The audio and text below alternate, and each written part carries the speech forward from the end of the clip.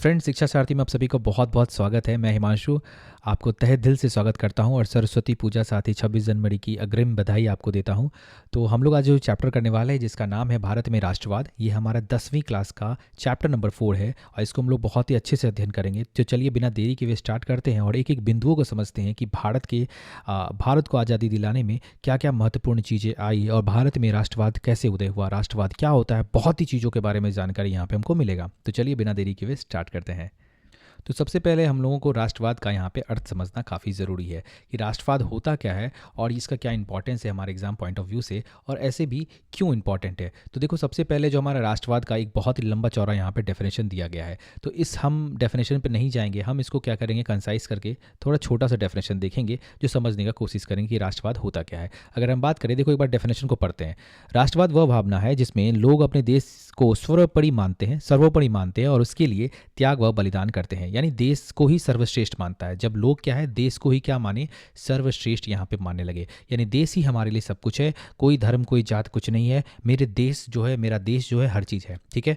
भारत में राष्ट्रवाद का विकास ब्रिटिश औपनिवेशिक शासन के विरुद्ध संघर्ष के दौरान हुआ। इसने भारतीय जनता को एकजुट कर स्वतंत्रता आंदोलन को जन्म दिया। यानी देखो क्या है कि जब भी ब्रिटिश आया था, जब ईस्ट इंडिया कंपनी आया, यानी जब ब्रिटिश भारत को क्या किया, गुलाम बना दिया, तो उसी टाइम क्या हुआ, भारत में क्या हुआ ना, राष्ट्रवाद का उदय हुआ। मतलब भारत के अंदर ये पता चला कि हम लोग के लिए नेशनलिज्म कितना इंपॉर्टेंट है, यानी भारत देश कितना इंपॉर्टेंट है, देश का इंपॉर्टेंस समझ में आया कि हम लोग क्या, किस में हम लोग मतलब किस चीज़ों में फंसे हुए हैं। यहाँ पे दूसरे देश के लोग औपनिवेशिक शासन आके हम लोग के देश को लूट रहे हैं और हम लोग खुद में ही हिंदू मुसलमान कर रहे हैं, विभिन्न जात धर्म पे लड़ रहे हैं, सांप्रदायिक दंगे करके लड़ रहे हैं। तो हम लोग को एकजुटता होना जरूरी है। तो अंग्रेज का भी काफ़ी योगदान है राष्ट्रवाद का उदय में। तो राष्ट्रवाद का डिफरेंस समझ में आ गया। और यही यहाँ पे क्या हुआ, जो हम लोग को जो आज़ादी मिला ना, यानी कि हम लोग को जो फ्रीडम मिला यहाँ पे 1947 में, तो यहाँ पे 1947 में राष्ट्रवाद का काफ़ी इंपॉर्टेंट रोल यहाँ पे देखने को मिलता है। ठीक है।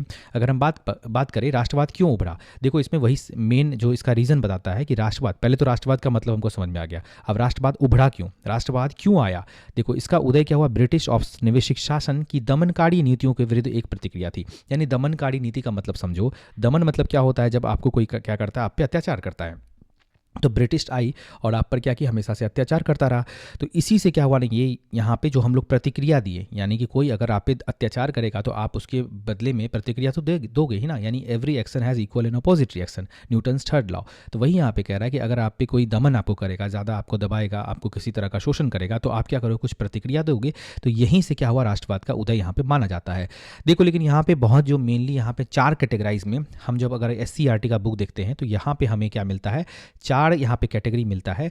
किस चीज़ का, यहाँ पे राष्ट्रवाद का 4 कैटेगरी मिलता है। ठीक है। अगर हम बात करें, सबसे पहले क्या होता है ना कि अगर हम बात करें राष्ट्रवाद उभरा क्यों, तो सबसे पहले इसके कुछ धार्मिक कारण थे, ठीक है, और कुछ सामाजिक कारण थे, आर्थिक कारण थे और राजनीतिक कारण थे। ये 4 मेन तुमको कारण जानना है। ठीक है। तो सबसे पहले धार्मिक कारण की बात करें तो देखो, धार्मिक कारण में क्या होता है, समाज सुधारों का असर, यानी समाज सुधारक काफ़ी यहाँ पे जो थे, यहाँ पे उनका असर था। समाज सुधारक हमेशा मतलब समाज में सुधार करने की कोशिश करते थे। तो इन लोगों ने भी क्या किया, राष्ट्रवाद को उभारने में, यानी राष्ट्रवाद को अंदर से जागृत करने में काफ़ी इनका योगदान रहा। ठीक है, समाज सुधारक को। ठीक है। तो यानी कि धार्मिक कारण यहाँ पे एक माना जाता है। अगर दूसरा बात करें तो यहाँ पे क्या है, सामाजिक कारण, यानी समाज में क्या हुआ, जाति और समानता की चाह, लोगों को क्या है, जाति और क्या चाह रहे थे लोग, जाति में सब एक रहें और लोगों को समान अवसर मिले, हर जाति के लोग को क्या मिले, समान अवसर मिले। ठीक है। यहाँ पे क्या था कि अंग्रेज भी अगर पुलिस में है, अगर इंडियंस भी पुलिस में है, तो उनको इंडियंस को कम सैलरी दिया जाता था और अंग्रेज को ज़्यादा दिया जाता था। तो यहाँ पे समानता की भाव जो थी ना, यहाँ पे जो है एक सामाजिक कारण को कैटेगरी में हम रख सकते हैं, यानी कि लोग समानता की चाह में रखकर कि हमको समानता चाहिए, और यही चीज़ क्या हुआ, तुमको राष्ट्रवाद उभार दिया। ठीक है।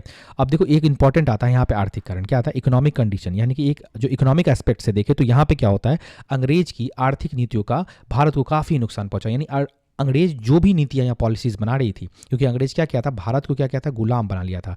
तो भारत को गुलाम बनाने के बाद क्या हुआ ना, अंग्रेज बहुत सारे ऐसे पॉलिसीज़ लाई, जैसे जमींदारी प्रथा, महलवाड़ी प्रथा, इस टाइप की प्रथाएं लेकर किसानों का शोषण किया। आगे बहुत सारे पढ़ेंगे, चंपारण विद्रोह पढ़ेंगे हम लोग, जहाँ पे गांधी जी का प्रथम बार सत्याग्रह का प्रयोग हुआ था, जहाँ पे नील खेती का जो किसान विरोध कर रहे थे। तो बहुत सारे ऐसी नीतियाँ लाई जो इंडियंस को क्या किया ना, आर्थिक रूप से क्या किया, बहुत ही कमज़ोर कर दिया। और आर्थिक रूप से जैसे कमज़ोर हो गए तो अंदर से आया कि चलो कुछ तो अंदर से राष्ट्र के लिए, यानी राष्ट्र के लिए आप हमको कुछ करना है, यानी अपने लिए कुछ करना है। तो यानी समझ लो सीधा राष्ट्रवाद का उदय का आर्थिक कारण की बात करें तो यहाँ पे जो अंग्रेज की आर्थिक नीति जो आई थी, यानी जो पॉलिसीज़ लाई थी, वो एक इंपॉर्टेंट रीज़न माना जाता है। ओके, अगर हम बात करें राजनीतिक कारण यानी पॉलिटिकल कंडीशन की बात करें तो पॉलिटिकल रीजन क्या था, तो अंग्रेज के शासन के खिलाफ विद्रोह, यानी अंग्रेज के शासन के खिलाफ बहुत सारे क्या हुए, यहाँ पे विद्रोह किए गए, बहुत सारे नेता थे यहाँ पे विद्रोह किए, तो यहाँ पे एक कारण माना जाता है। ठीक है, तो यहाँ पे 4 कारण मेनली देखेंगे, एक धार्मिक कारण, सामाजिक कारण, आर्थिक कारण, राजनीतिक कारण। बुक्स पढ़ोगे ना तो उसमें समझ में आ जाएगा, लेकिन टाइम कम है इसलिए हम लोग यहाँ पे शॉर्ट में यहाँ पे देख रहे हैं। ठीक है, चलो नेक्स्ट यहाँ पे हम आगे जब बढ़ते हैं तो हमारा नेक्स्ट आता है, देखो यहाँ पे कुछ घटनाएं हुई थी। ठीक है, अब बोलोगे सर यहाँ पे कैसी घटनाएं थी, राष्ट्रीय आंदोलन में हुआ क्या था, यानी भारत में जो राष्ट्रीय आंदोलन हुआ तो उसमें क्या क्या घटना घटा, क्या क्या हो गया। तो अगर हम बात करें इतिहास की, ये क्या है तुम्हारा इंडियन हिस्ट्री का पार्ट है। ठीक है, ये क्या है तुम्हारा इंडियन हिस्ट्री का पार्ट है। तो देखो सबसे पहले क्या हुआ, भारतीय राष्ट्रीय कांग्रेस की स्थापना। तो सबसे पहले 1885 में क्या हुआ, भारतीय राष्ट्रीय कांग्रेस का क्या हुआ, यहाँ पर स्थापना का गया। सबसे पहला घटना जो घटा था राष्ट्रीय भारत में जो राष्ट्रीय आंदोलन हुए, सबसे पहले इंडियन नेशनल कांग्रेस का जो यहाँ पे इस्टेब्लिशमेंट किया गया था उसको माना जाता है। ठीक है, अगर हम बात करें यहाँ पे एक स्वदेशी आंदोलन भी पढ़े थे, स्वदेशी यानी हम अपने देश के जो है चीज़ों को क्या करेंगे, प्रमोट करेंगे। ठीक है, क्या करेंगे, प्रमोट करेंगे। तो उसके लिए भी यहाँ पे एक दूसरा जो महत्वपूर्ण घटनाएं देखने को मिलता है, एक होम रूल लीग यहाँ पे देखने को मिलता है, वो भी मैं बताऊंगा क्या है। उसके बाद देखो जालियांवाला बाग हत्याकांड 13 अप्रैल 1919 को हो गया था, इसको भी देखेंगे हम लोग।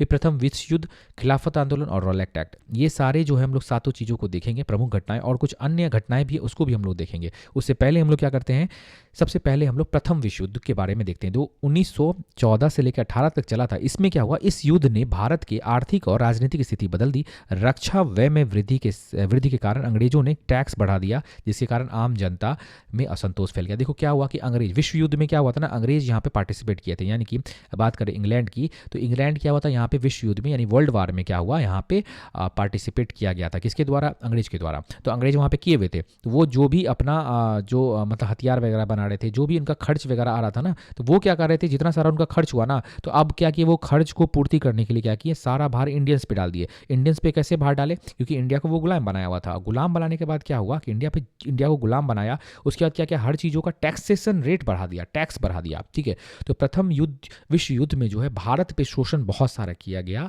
और भारतीयों का दमन किया गया। ठीक है, तो यहाँ पे ये माना जाता है। नेक्स्ट अगर हम बात करें, ठीक है, अगर हम नेक्स्ट कारण की बात करें तो यहाँ पे हमारा एक कारण और आता है, जो यहाँ पे देखते हैं, भारतीय राष्ट्रीय कांग्रेस की स्थापना। ये बहुत ही इंपॉर्टेंट है। भारतीय राष्ट्रीय कांग्रेस की यहाँ पे क्या हुआ, स्थापना किया गया। देखो अगर बात करें तो 1885 में क्या हुआ, राष्ट्रीय चेतना को बल दिया, यानी भारतीय राष्ट्रीय कांग्रेस की जो स्थापना A.U. ह्यूम द्वारा किया गया था 1885 में, जो राष्ट्रीय चेतना को एक टाइप से जागृत किया कि हाँ अब हम लोग का एक, देखो अगर तुमको कुछ आंदोलन करना है या कोई भी बड़ा एस्पेक्ट्स पे कोई चीज़ करना है तो तुमको जो है कोई एक पॉलिटिकल पार्टी चाहिए, एकजुटता चाहिए, एक तुमको एक एस्टैब्लिशमेंट चाहिए। जैसे कि अगर बात करें 1857 का, तो ये 1857 का जो विद्रोह था फेल हो गया था, तो ये भी आंदोलन, लेकिन ये क्या हुआ ना, फेल हो गया। लेकिन ये इसलिए पास किया क्योंकि यहाँ पे भारतीय राष्ट्रीय कांग्रेस की यहाँ पे स्थापना हो गई थी 1947 में।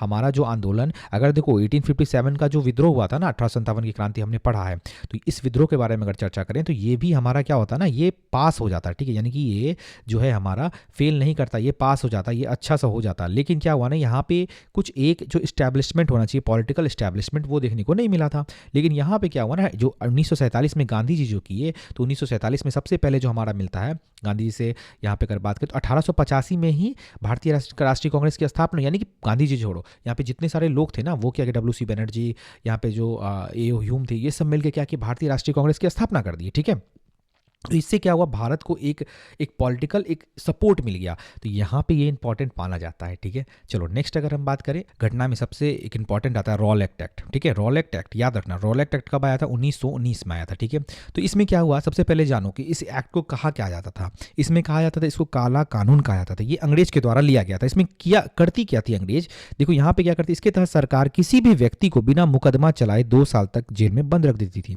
इसमें देखो क्या था ना, शक के आधार पर, जिस पे शक हुआ ना सरकार को, यानी सरकार से मतलब समझो या ईस्ट इंडिया कंपनी, यानी ईस्ट इंडिया कंपनी को जिस पे मतलब समझ लो, ईस्ट इंडिया कंपनी छोड़ो, अंग्रेज समझ लो, अंग्रेज को जिस पे शक हुआ, तो उस शक के आधार पर पकड़ती थी, उठा के बिना मुकदमा बिना कोर्ट कुछ भी किए बिना इसको क्या करती थी, जेल में बंद कर देती थी।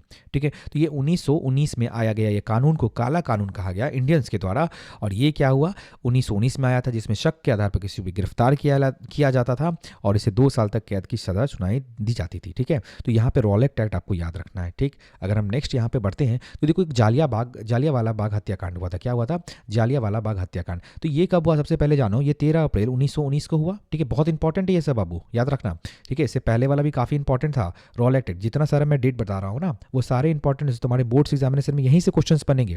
ठीक है, तो इसको एकदम ध्यानपूर्वक पढ़ना है। अगर हम बात करें ना यहाँ पे जालियांवाला बाग हत्याकांड 13 अप्रैल 1919 को आया, तो देखो इसमें क्या हुआ, रॉलेट एक्ट जो आया उसी के विरोध में जो ये जालियांवाला बाग हत्याकांड हो गया था। ठीक है, हत्याकांड हो गया था। और इसमें देखो बाबू हुआ क्या, रॉलेट एक्ट के विरोध में अमृतसर में जालियांवाला बाग में जुटी भीड़ पर जनरल डायर ने गोलियां चलवा दी। देखो क्या हुआ था ना, कि रॉलेट एक्ट के विरोध में क्या हुआ था ना, बहुत सारे लोग जालियांवाला, पहले देखो ध्यान से देखो, यहाँ पे रॉलेट एक्ट के विरोध में बहुत सारे लोग एकजुट से बैठे हुए थे जालियांवाला बाग में, अपना जो है मीटिंग कर रहे थे। इसमें 2 आदमी को देखो, एक 2 आदमी थे, एक याद रखना, सैफुद्दीन किचलू। ठीक है, सैफुद्दीन किचलू, और थे एक सत्यपाल मलिक।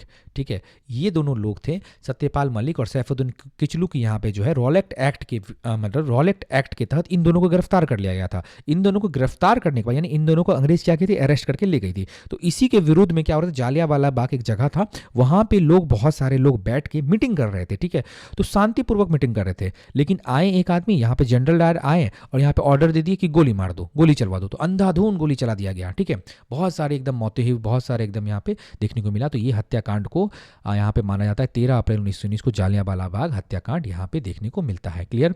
ठीक है, अब देखो अगर हम बात करें यहाँ पे एक इंपॉर्टेंट देखेंगे, खिलाफत आंदोलन। खिलाफत आंदोलन जो है यहाँ पे क्या हुआ, तुर्की के खलीफा के समर्थन में भारतीय मुसलमानों द्वारा शुरू किया गया आंदोलन था। ये देखो तुर्की को समर्थन देते थे, यानी तुर्की में खलीफा होते थे, जो एक सर्वोच्च पद होता था, उसके समर्थन में भारतीय के जो मुसलमान थे वो स्टार्ट किए थे मतलब खिलाफत आंदोलन, तो इसको समर्थन देने के लिए।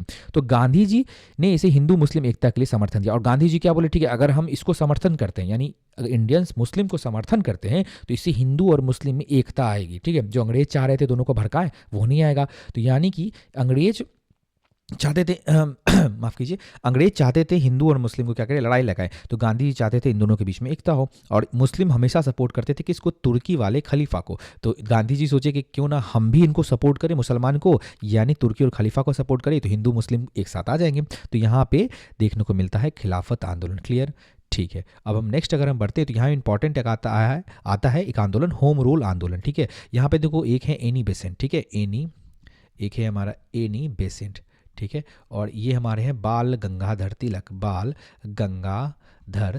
यहाँ पे एक बाल गंगाधर तिलक, यहाँ पे 2 जो है यहाँ पे होम रूल लीग के इंपॉर्टेंट जो यहाँ पे लोग माने जाते हैं। सबसे पहले बात करें, तिलक और एनी बेसेंट ने यह आंदोलन शुरू किया था।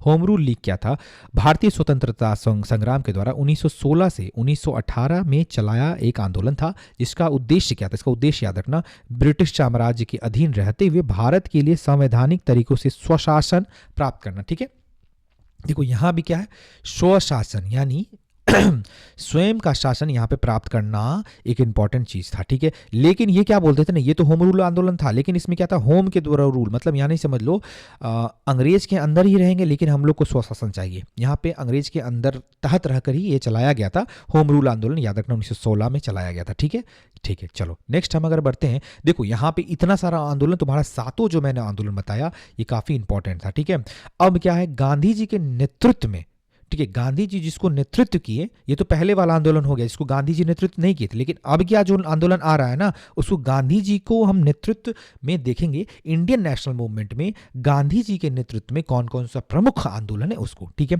देखो वीडियो लंबा होगा, ठीक है, लेकिन स्टिल तुमको देखना पड़ेगा क्योंकि तुम्हारा जो चैप्टर्स है ना वो लंबा है, लेकिन हम लोग इतने अच्छे से करेंगे इसको, इतने शॉर्ट में करेंगे ना, कोई फर्क नहीं पड़ेगा, सारी चीज़ों को कवर कर लेंगे, क्वेश्चन आंसर भी डिस्कस करवाएंगे ना, उसको याद करवा के टेस्ट करवा देंगे, तो कोई दिक्कत नहीं होगा। ठीक है, चलो देखो यहाँ पे आप देखो गांधी जी के नेतृत्व के अंतर्गत कौन सा आंदोलन किया गया। देखो यहाँ पे बहुत सारे आंदोलन मैं बताऊंगा, उसको तुमको ध्यान रखना और डिटेल में भी उसको पढ़ेंगे, ठीक है।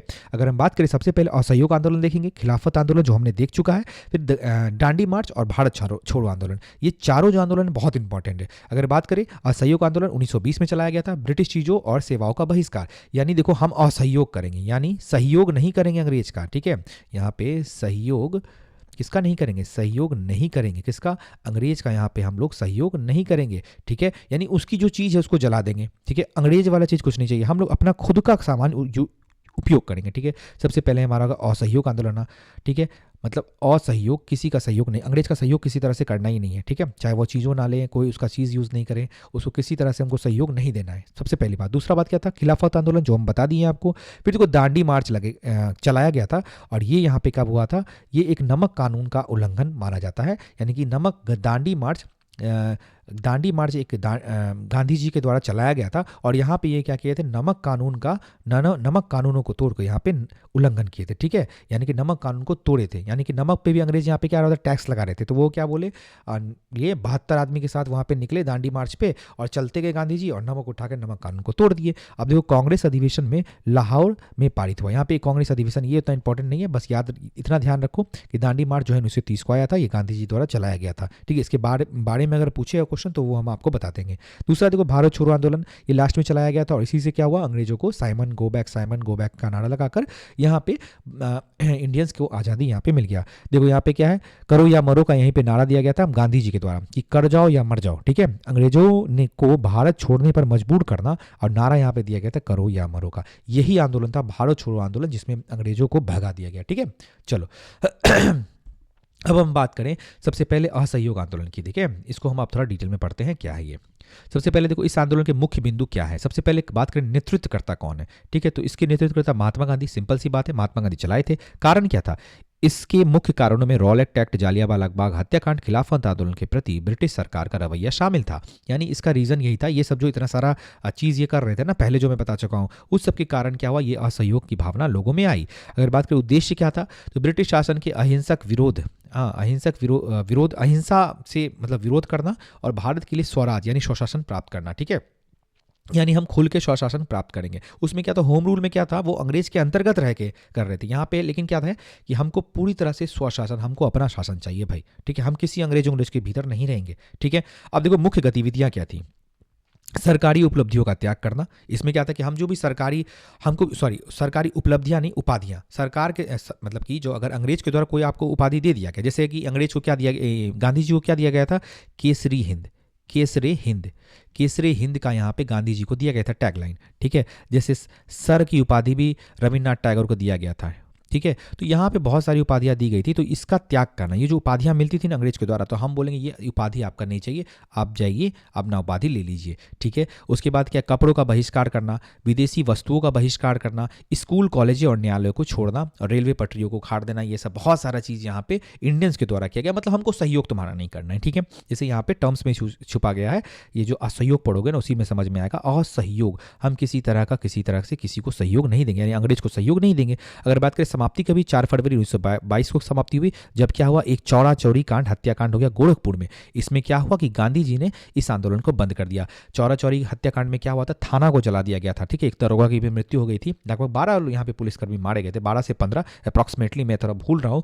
लेकिन यहाँ पे क्या हुआ, यार ये असहयोग आंदोलन बहुत ही हिंसक हो गया। लेकिन गांधी जी क्या चाह रहे थे कि हमको हिंसा नहीं करना है, लेकिन ये क्या कि लोग हिंसक हो गए और थाना को ही जला दिया, ठीक है। तो यहाँ पे चौरा चौरी में एक हत्याकांड हो गया, जो कि गोरखपुर यूपी में है, और यहाँ पे ये आंदोलन को समाप्ति मिल गई, ठीक है। चलो नेक्स्ट अगर हम बात करें, नेक्स्ट हमारा मिलता है, हाँ अब हमारा आता है खिलाफत आंदोलन। क्या आता है, खिलाफत आंदोलन, तो वही सारा चीज़ है। देखो उद्देश्य क्या था, यहाँ पे ये सारा पढ़ लेना, ठीक है, जो मैंने बताया नॉन कॉपरेशन। इसमें क्या है, गांधी जी की भूमिका इसमें क्या थी, महात्मा गांधी ने हिंदू मुस्लिम एकता के अवसर के स्वरूप में देखा, मैं बताया ना हिंदू मुस्लिम चाह रहे थे एक साथ हो जाए, और उन्होंने खिलाफत नेताओं का समर्थन किया, ठीक है। और इससे असहयोग आंदोलन या नॉन कॉपरेशन मूवमेंट के साथ जोड़ दिया गया। क्लियर है, चलो ठीक है। अब देखो महत्व क्या हो रहा, वही तुमको पढ़ लेना इसको, महत्व क्या हुआ, समाप्ति कब आ गया, ठीक है। ये इतना इंपॉर्टेंट नहीं है, इंपॉर्टेंट तो है लेकिन इसको तुम जब क्वेश्चन आंसर में करवाएंगे ना तब इसको डील कर देंगे। बस इतना दिमाग में क्लियरिटी बिल्ड रखो कि ये क्या हुआ, हिंदू मुस्लिम के लिए एक साथ लाने के लिए प्रयास किया गया था, गांधी जी के द्वारा किया गया था, और डेट्स याद रखना, ठीक है। चलो नेक्स्ट अगर हम बात करें दांडी मार्च के बारे में, देखो शुरुआत कब हुई, 12 मार्च, याद रखना 12 मार्च 1930 को साबरमती आश्रम से महात्मा गांधी ने अपने 78 अनुयायियों के साथ यहाँ पे किए, मतलब 78 लोग यहाँ पे चले थे, कहाँ से, साबरमती आश्रम से यहाँ पे चले थे महात्मा गांधी, ठीक है। उद्देश्य क्या था, ब्रिटिश सरकार द्वारा नमक पर लगाए गए कर, यानी कि ब्रिटिश के द्वारा जो नमक पर भी टैक्स लगा दिया गया था, ठीक है, और इसके उत्पादन पर सरकारी एक अधिकार को शांतिपूर्वक विरोध करना था। यानी गांधी जी चाह रहे थे कि नमक पे जो टैक्स लग रहा है ना, नमक पर टैक्स नहीं लगना चाहिए, तो गांधी जी निकल पड़े और दांडी मार्च 12 मार्च 1930 को कि चलो नमक कानून तोड़े, ठीक है। यात्रा बात करें तो यह पैदल यात्रा लगभग 24 दिनों तक चली, ये 24 दिन बिल्कुल याद रखना, कितने दिन तक चली यात्रा, 24 दिनों तक, जिसमें 240 मील 385 किलोमीटर की दूरी तय की गई, यानी कि सोचो 24 जो दिनों तक इन लोग चलते रहे, ठीक है, बीच बीच में रेस्ट लिए, ठीक है, लेकिन ये 24 दिन तक ये रास्ता चलता रहा। और देखो नमक कानून का उल्लंघन कब हुआ, 6 अप्रैल 1930 को, चला कब था, 12 मार्च 1930 से चलकर 6 अप्रैल 1930 को यहाँ पे उल्लंघन कर दिया गया। दांडी पहुंचकर समुद्र तट पर एक मुट्ठी भर नमक उठाकर गांधी जी ने नमक कानून तोड़ दिया, बोले नमक उठाए, बोले नमक कानून को मैं तोड़ता हूं, और उन्होंने क्या किया, नमक कानून को तोड़ दिया, ठीक है। ये बहुत इंपॉर्टेंट है, मोस्ट इंपॉर्टेंट है। सोचो नमक इतना आज हमको सस्ता मिल रहा है ना, अगर अंग्रेज उस पर टैक्स लगा देते तो हम लोग को कितना महंगा मिलता नमक, ठीक है।